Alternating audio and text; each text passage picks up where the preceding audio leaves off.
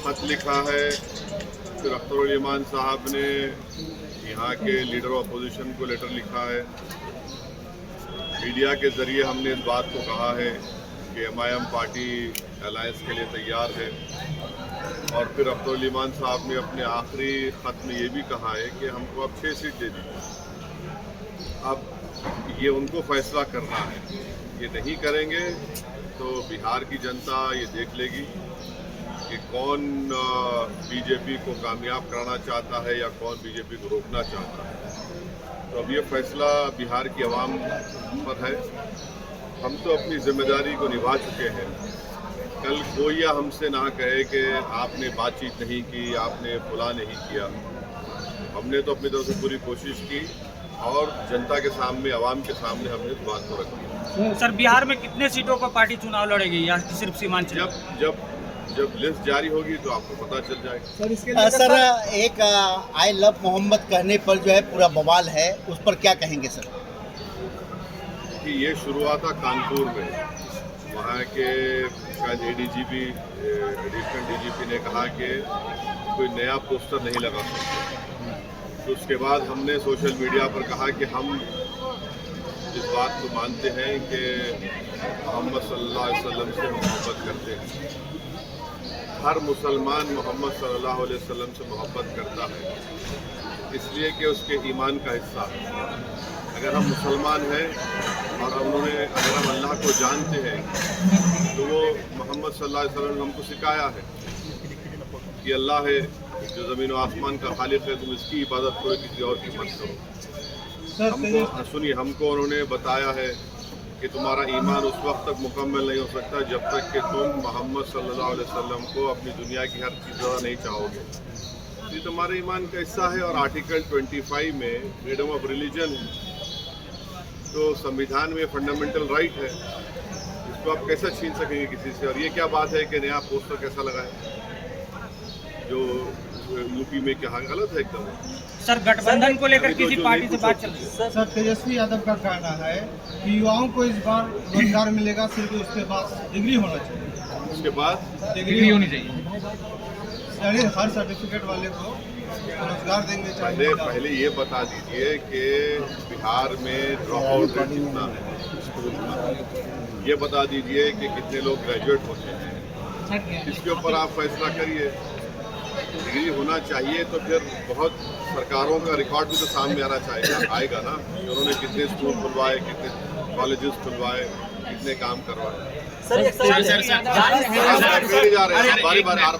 आप हमारी बात नहीं भाग रहे, आराम से बैठिए। सर यहाँ इस मतलब ये रैली निकाले हैं, उसका नाम इंसाफ भी रखे हैं। यहाँ शेरशाहबादी की आबादी 3.5 लाख से ज़्यादा है इस लोकसभा में, तो क्या शेरशाहबादी को भी टिकट मिलने का कोई संभावना? बिल्कुल इंशाल्लाह जरूर। सर, तेजस्वी यादव ने जो कहा है मीडिया में प्रेस कॉन्फ्रेंस के जरिए कि उन्हें भी हैदराबाद में सीट चाहिए आपसे, तभी वो गठबंधन के लिए तैयार है। भैया आप तो इंडिया अलायंस का हिस्सा है, कांग्रेस आपके साथ है, कांग्रेस की सरकार तेलंगाना में, आप आ जाइए ना, आके उनसे सीट ले लीजिए और ज़्यादा वोट लेकर जाइए, हमको कोई तकलीफ नहीं है, आप बिल्कुल आइए। सर, कांग्रेस CWC का आज बैठक कर रही है, अपना ताकत प्रदर्शन कर रही है। हाँ। RJD को दिखा रहा है अपना ताकत। आज बैठक हो रहा है पटना में।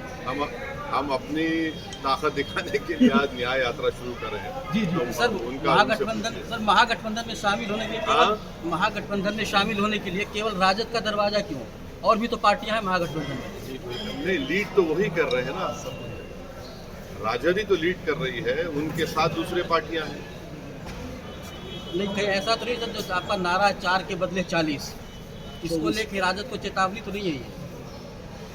अब देखिए, एक बात सुनिए, अगर आप एक बीज बोते हैं और उस बीज को ज़मीन में ताकतवर बनाने के लिए पूरे लोग अपना खून पसीना बहाते हैं, और जब फसल निकल कर आती है तो आप फसल को लेके चले जाते हैं, भाग जाते हैं, आपको तकलीफ होगी नहीं होगी? तो हम अभी भी बीज बो चुके हैं और फसल अब के बाद जब निकलेगी वो यहाँ की जनता के पास ही होगी, कोई लेकर नहीं भागेगा। के बाद अब RK सिंह भी उसी राह पर चल रहे हैं। क्या प्रशांत किशोर के बाद RK सिंह भी अभी पूर्व केंद्रीय मंत्री हैं, वो आरोप लगा रहे हैं ये जदयू पर, अशोक चौधरी पर जो 200 करोड़ कहाँ से आया? तो कहीं ना कहीं सर ये गठबंधन का असर नहीं पड़ा, गठबंधन के खिलाफ ही आप कर रहे हैं। नहीं, अगर आरोप लगाए तो उनको बताना चाहिए। सर 2020 के चुनाव में एमआईएम अपने बदौलत 5 विधानसभा की सीट जीतने में कामयाब हुई। क्या 2025 में एमआईएम इतनी कमजोर हो गई कि बार बार राजद के ऑफिस में, कभी उनके घर के पास ढोल बजाते हुए आपके प्रदेश अध्यक्ष पहुँचते हैं? ऐसा है ना, देखिए आप लोगों को हर चीज़ आपको ब्लैक एंड व्हाइट नजर आती है, तो सियासत ब्लैक एंड व्हाइट नहीं होता। सर मजलिस पार्टी की और किस पार्टी से गठबंधन की बात चल रही है? वक्त हुए बताएंगे आने वाले। सर कांग्रेस के पूर्व अध्यक्ष अखिलेश जी वो आप पर बार बार कह रहे हैं, कांग्रेस के पूर्व अध्यक्ष बिहार के, वो बार बार आपको कम्युनल नेता बता रहे हैं और गठबंधन से सीधे तौर पे इनकार कर रहे हैं। बीजेपी की मीटिंग उनको उनसे पूछिए कि 2008 में जब न्यूक्लियर डील हो रही थी, पार्लियामेंट में नो कॉन्फिडेंस मोशन जब लाया गया था, तो किसने खड़े होकर उस मनमोहन सिंह की सरकार को साथ दिया था? सर 4 के बदले 24 लाएंगे, लेकिन 6 सीट का मांग करते हैं। ऐसा तो नहीं कि जो सीट आपका चले गया वही रिकवरी करने के फेरे में? अब हम तो अपनी बात को रखे हैं। हम ये कह रहे हैं कि अगर हम 24 पे चले जाएंगे या उससे बढ़ के भी चले जाएंगे तो फिर आप बाद में हमको मत बोलिए। ये मैंने आपसे उनसे कह रहे हैं, तो उनको सोचना चाहिए। सर क्या चौथे राउंड की गठबंधन करने आ रहा है? चौथे राउंड की गठबंधन करने आ रहा है? चौथा स्तंभ की गठबंधन करेंगे, थर्ड फ्रंट। देखेंगे क्या होता है, बताइए। तेज प्रताप यादव बार बार इच्छा जाहिर कर रहे थे, ये एमआईएम से गठबंधन करना चाह रहे तेज प्रताप। अरे अल्लाह उनको अच्छा रखे, खुश रखे, सेहत दे उनको। सर विपक्ष का आरोप है जो 5 साल के बाद ही आपको याद आती है सीमांचल दौरा करने में आती है। पहले सीमांचल कोई बोलता नहीं था, हम ही तो बोले तो उनकी जबान में आ गया पूरा बात। ये पहले तो बोलता ही था सीमांचल। अरे पार्लियामेंट के अंदर, पार्लियामेंट के बाहर हम ही तो बोल रहे हैं सीमांचल के बारे में। लोग कहाँ बोलते हैं? इनको सिर्फ चुनाव के जमाने में सीमांचल बोलते हैं। हम तो नहीं गए, हम तो बार बार इसको कहें, 2015 से हम कह रहे हैं कि हम यहाँ पर आए तो हम कभी छोड़कर नहीं जाएंगे। हमारा कंसिस्टेंट यही पॉलिसी रही है। सर पिछले विधानसभा में ओबीसी मेडिकल कॉलेज का और हॉस्पिटल का भी मतलब यहाँ पे घोषणा करके कोई घोषणा नहीं हुआ था जी। ये सब ये जो बात लोग कर रहे हैं, हम कभी कोशिश करेंगे और कोशिश आज भी जारी करें, कुछ ना कुछ कर सकते हैं। सवाल ये है कि जो सत्ता में है, 11 साल सत्ता में रहे, उनकी भी तो अखलाकी जिम्मेदारी बनती है। एक परिवार में 2 मुख्यमंत्री बन गए, कोई दूसरे पास एक मुख्यमंत्री 10 साल 12 साल रहे, उन्होंने क्या किया सीमांचल?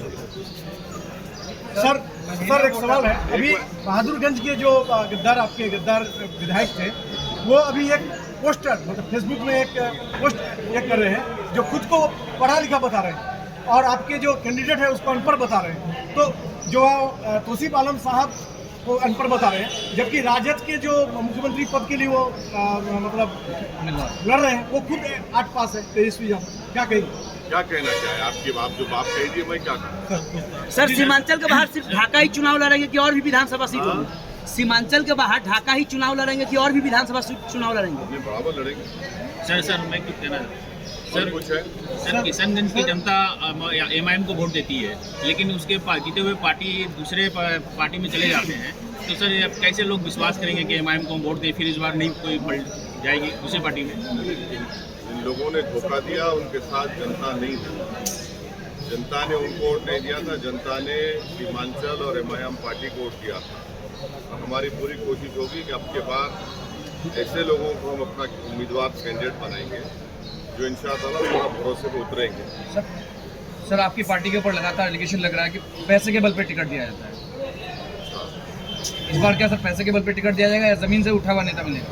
पैसे के बल पे तो इल्जाम लगता है चुनाव के ज़माने में, क्योंकि सर जो गए 4 गए उन्होंने लगाया। लेकिन अब एक बात सुनिए, एक साहब ने एक क्रिकेटर को ले जाकर दुबई में होटल खोली, नाम क्या रखा? हैदराबाद बिरयानी। इससे पैसा लिया वो। आप तो बिरयानी नहीं खाए ना, हम भी नहीं खाए। सर न्याय यात्रा के तहत क्या दबाव की राजनीति वोटर अधिकार प्रचार यात्रा जिस पर निकले राहुल गांधी का? यात्रा है, इंसाफ की यात्रा है, उसमें हर मुद्दा हर मसला सामने आएगा। इंसाफ की उसूल के लिए, इंसाफ के हासिल करने के लिए तो सब बात करेंगे। सर तीसरा मोर्चा जो बनाएंगे सर, हाँ, मैं महिला अस्सलामुअलैकुम सर, वालेकुम। सर तीसरा जो मोर्चा बनाएंगे क्या लगता है आप कितना असर डालेंगे एनडीए और महागठबंधन पर? देखिए, ये वक्त बताया कि हम यहाँ पर हम चुनाव लड़ेंगे, पूरी ताकत के साथ लड़ेंगे। सर महिला वोटर की तरफ जो है पहले भी आपको बहुत पसंद करती है, लेकिन इस वक्त जो है इसलिए यादव भी माई बहनी योजना ला के खड़ा कर दिया है।